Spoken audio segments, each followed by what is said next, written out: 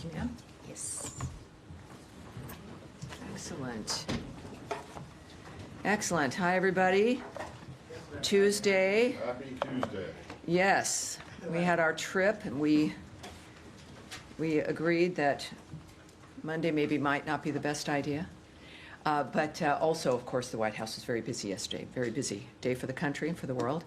Andrea Mitchell, nice to see you again here. Matt Lee, not so much, but there you go. No, what can I say? No, you haven't. And many of you, the benefit of being in the bullpen is that you got a very brief visit from the Secretary of State, because Matt Lee encountered him somewhere in the hallway.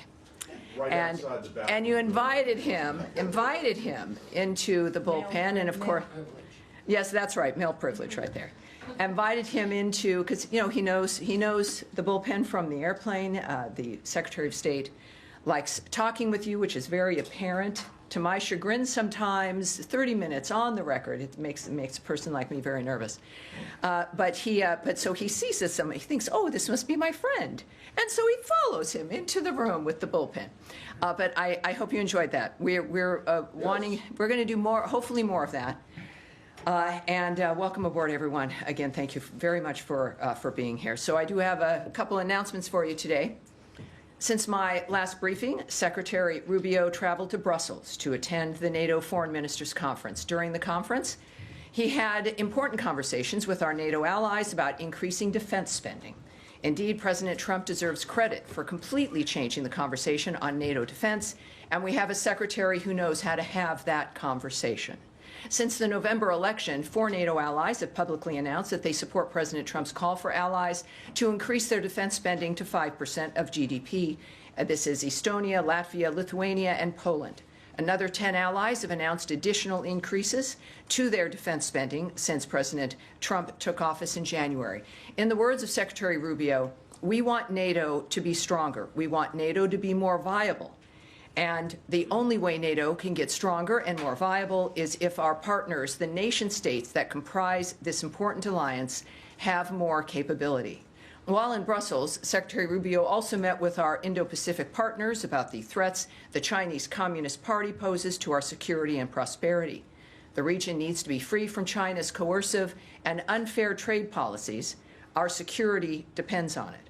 Now, here's an update from our response to the March 28th earthquake in Burma and Thailand. The United States has made $9 million available to support the people of Burma through our humanitarian partners. Our team of experts is in Burma, surveying conditions on the ground. They arrived on April 1st and deployed to the disaster zone on April 3rd.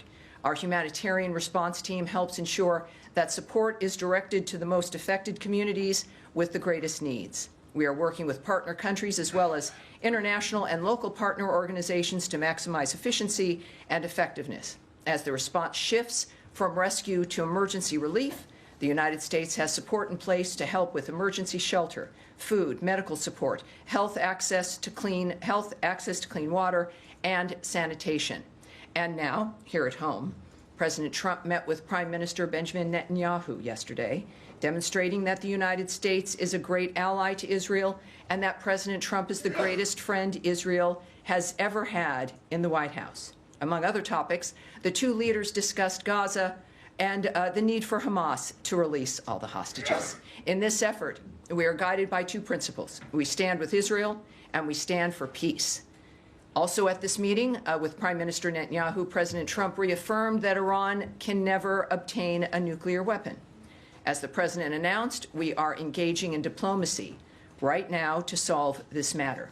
In the words of President Trump yesterday, doing a deal would be preferable to doing the obvious. And that is my announcements. Thank you. And it's great to see all of you here. We will begin, I don't know if it'll ever change, it may someday, to Matt Lee. All right.